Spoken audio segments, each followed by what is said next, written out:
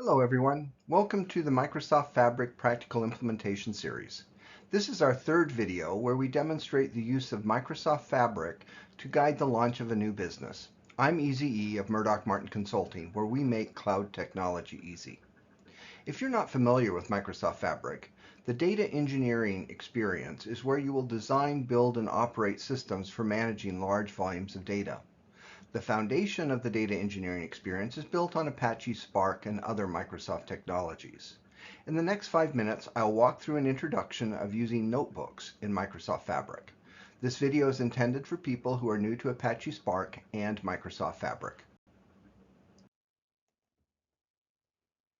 Our case study is an organization called Upcycle Build. Upcycle Build is launching a data platform as the foundation for their business. In our previous video, we created several lakehouses in our Fabric development environment. Using the medallion architecture, we have chosen lakehouses for our raw and our enriched data. Our raw data lakehouses are used to store data as it is ingested from source systems. As we cleanse and transform the data, we'll also store the data in a lakehouse. In future videos, we'll create the curated layer to optimize the data for end-user access.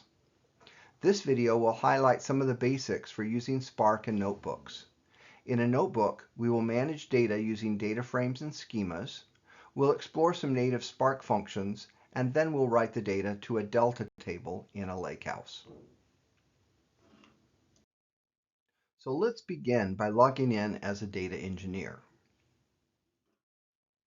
Navigating to the Create options, it's very easy to create a notebook. You can create a new notebook in other areas of Fabric as well. I want to also highlight the data pipeline option. We won't be discussing pipelines in detail today, as pipelines are used to schedule and orchestrate data workflows. But in the notebook we create today, I'm going to demonstrate a mechanism for passing parameters. When my notebook is included as a step within a broader data workflow, I'll likely want to pass parameters to make the notebook reusable and easy to maintain. Let's pause for just a minute to look at the user interface for updating notebooks in Fabric. A notebook is composed of multiple cells. Each cell can contain markup for documenting your notebooks and steps, and a cell could also be code.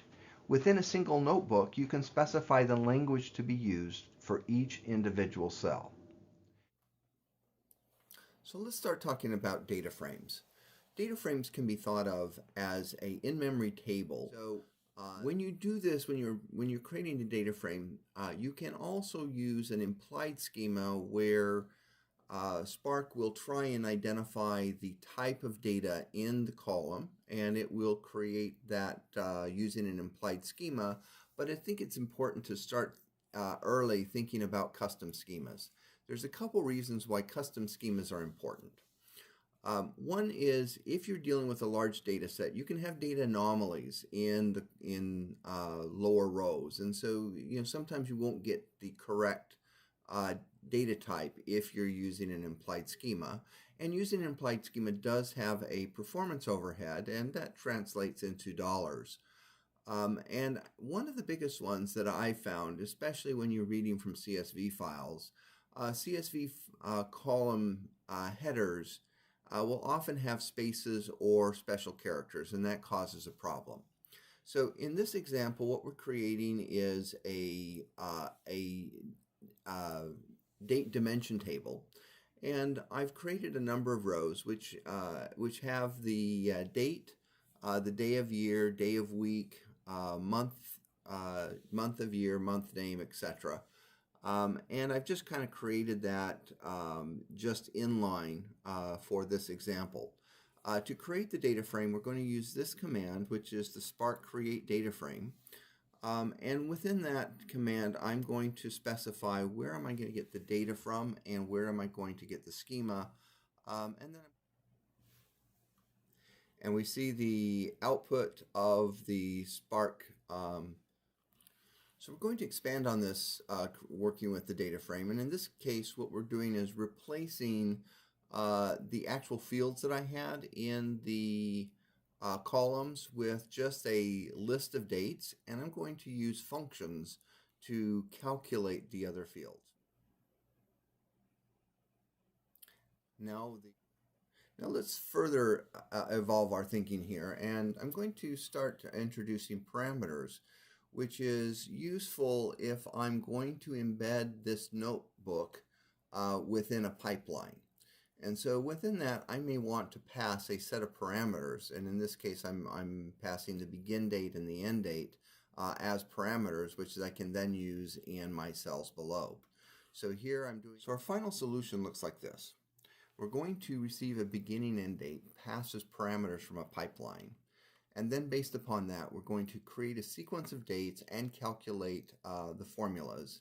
And finally, using the write mode, we're going to use overwrite to save that as a delta table in our data lake. And now that that is completed, we can jump over to our workspace.